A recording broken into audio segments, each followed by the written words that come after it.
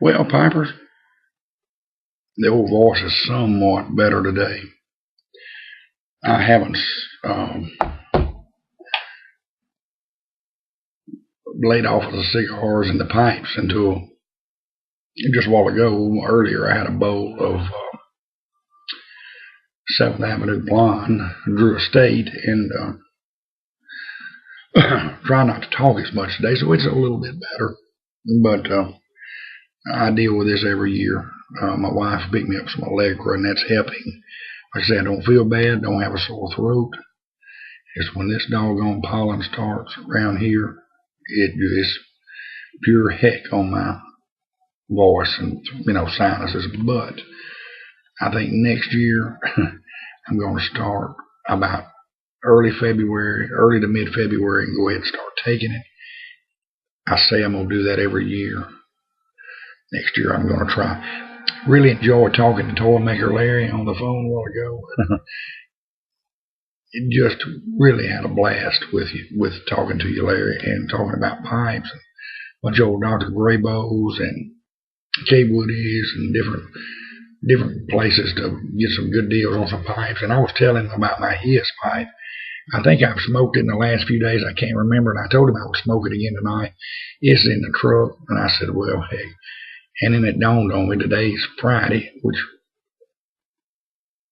I thought everybody was going to do freehands, but I'm going to do a freehand since it's Friday. And I decided I got two. I got a Cobb freehand that I truly love. It's a Missouri Meerschaum, and then I've got this Cobb here that is a golden handmade. And Larry, we was talking about inexpensive pipes. They don't get no more inexpensive than this one. This is a higher end pipe, but Uncle Raggy Ragsdale, a former pipe smoker, he's been quit 20 years, ran across these, and he's a friend of mine from over at Vicksburg, and gave me this one and one more. So they don't get much more inexpensive than this one. And in it, I told him we were talking about Captain Black, different ones, about the white label and Lane Limited, and I said, I told him, I think I'm gonna smoke some Lane Limited 1Q. He got me to want some of it, and that's what I'm smoking. And this is the #1 selling aromatic. I've been told the #1 selling tobacco, period, in the United States. And I've got this little, golden freehand loaded. It's a big old bowl in this thing. It'll finish me out tonight with some Lane Limited 1Q. Got a little bit of plateauing around this thing, and it does resemble sort of a pickaxe shape. It's got some nicks in it that it had, it came with. Makes the character really good. And one of the things, you can see them in there. I love those little nicks. But this stem, y'all, look at this. Look at the stem on this thing. Beautiful. And the lighting in the camera in here does not do it justice. Oh, it seemed like a lot to say.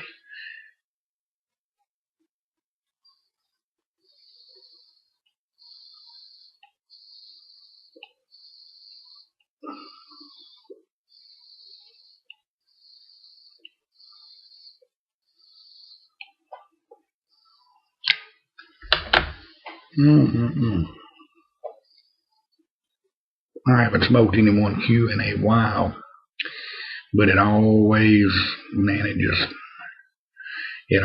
fits the bill. It never has let me down. It's been a month or 6 weeks probably since I've had a bowl of it, and it's like seeing an old friend that you hadn't seen in 6 weeks or longer.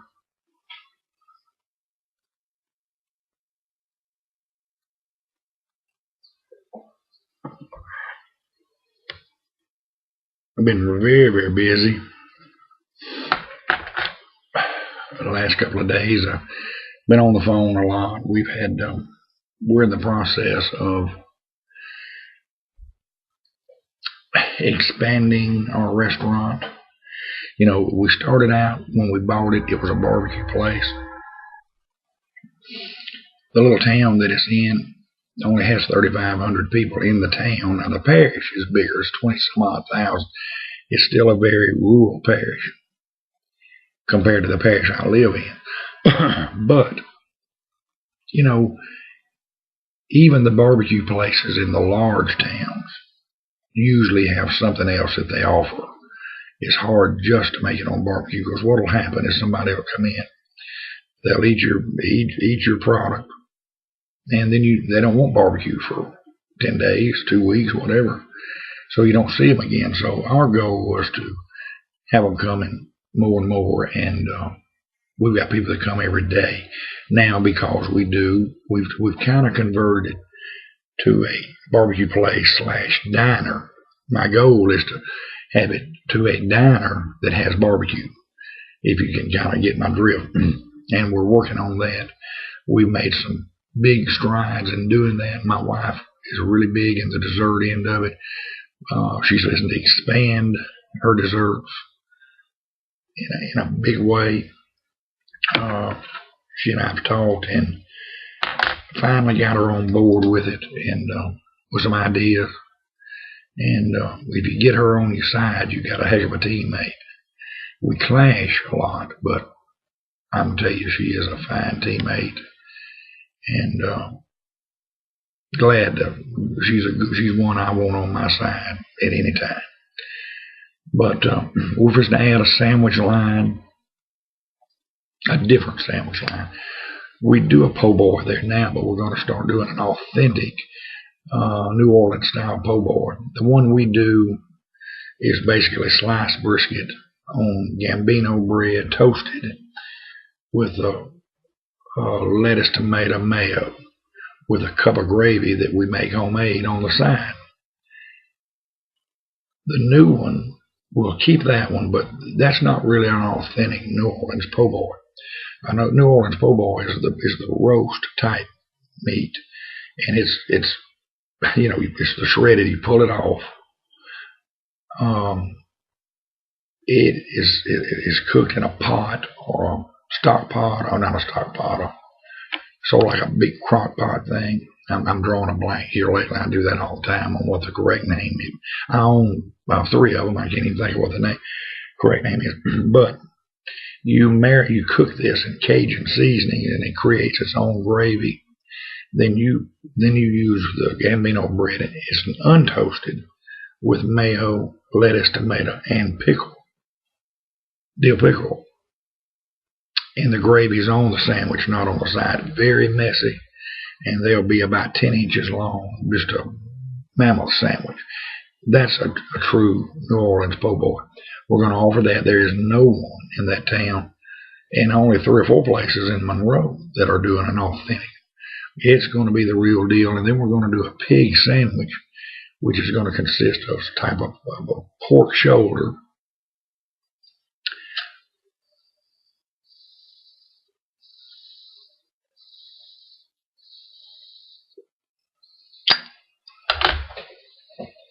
on the Gambino bread, untoasted.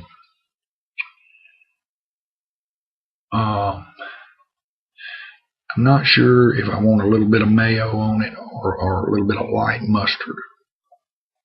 It can go either way. I've had them both ways, and it's debatable. You don't want to do both. You want to do one or the other. But that pork shoulder is also cooked in the Cajun spices. It's a pulled type pork, just like the roast beef would be. This one, like I say, I'm undecided on the mayo or the mustard. I've had them both. But it comes with pickled slaw on the sandwich. And we're going to call it the Dixie pig. And my wife does chicken salad usually on Fridays. We'll take Wednesdays and Thursdays leftover chicken, smoked chicken, if we have any, which we haven't had any lately. And she'll make chicken salad. It's very hit and miss. People love that salad, love it, absolutely love it. So starting next week, we're going to make it daily. We're going to specifically smoke chickens for that. A lot of places will make with their leftover chicken or turkey. They'll make a chicken salad or turkey salad. Well, it's so popular. It's her recipe, and it's so popular that it needs to be on a daily menu. Then we want to do a ham salad sandwich. And on Friday nights, I don't have a Vinahood system up there. We can't do a lot of frying. But I'm going to put the trailer on Friday and Saturday nights. We're probably going to ease out of the festivals. I plan on starting this June 1st. We're going to, of course, we're going to paint inside. We're going to come up with new menu boards. I'm going to have track lighting that'll shine on it. We're going to have the back wall and a part of a side wall like a dark burgundy. The rest of the walls out will be like a honey mustard color. It's going to look sharp. And then with a yellow menu board with burgundy, deep red burgundy type letters, black pricing, and track lighting that'll shine on this menu board. Got that ordered. I just got to paint, and I need to be painting here at the house too. So y'all know that's been an on and off going project for me for a while. Lord, it's getting started. If I ever get started, I'm a pain fool. It's getting started. But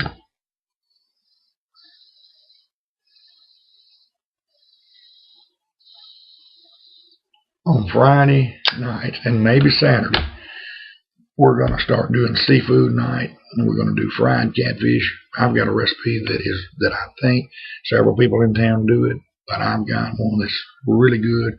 We're going to do fried catfish, thin and crispy style, hush puppies, French fries. We'll have pinto beans, turnip greens, of course, potato salad and slaw too. We've got that anyway. And we'll have we'll do fried shrimp, boiled shrimp, stuffed crab, that kind of thing. Maybe some frog legs. And we'll do all of this by the plate or an all-you-can-eat deal. And we're going to have kids eat for like $1.99, 12 and under with a parent. And we're going to extend our Friday and Saturday night hour. You know, in the economy today, you have to work harder and do more to stay ahead. I mean, food cost is going up, expenses is going up. You have to continue to do more and more and more and more to remain in the marketplace. So that's, you know, and I'm excited. I love a challenge. And that's my biggest problem is when I get something up and going, I get bored with it. This is all new. And like I say, if it does what I think and what everybody thinks it'll do, I'm not going to do the festival deal for a while. Eventually, I'll have a Vinahood system put in with a fry system and a griddle and everything. You're looking at about 10 grand. But I've got the trailer. The people I bought it from, that's what they originally used it for. They had a store. Fire marshal got on them, said you can't fry in there. So they bought the trailer, said the heck with it. And they parked it behind there, had a little walkway, and they would bring it in by the pan. They had Friday night fish for 2 or 3 years until they sold the store. The new people just didn't want the trailer. So we're going to give that a whirl. And, yeah, you know, y'all wish us luck. Keep us mindful in your prayers that thing will work. And, you know, from there we're going to, who knows, you know, from what that'll go to. But we're going, and I'm not going to do it this year. We've done it before. We've boiled crawfish in the past. Wait, next season we're going to add boiled crawfish because it'll just go hand in hand with the Friday night deal and maybe Saturday night too. But that's too much to try to do at one time because crawfish is a job, let me tell you.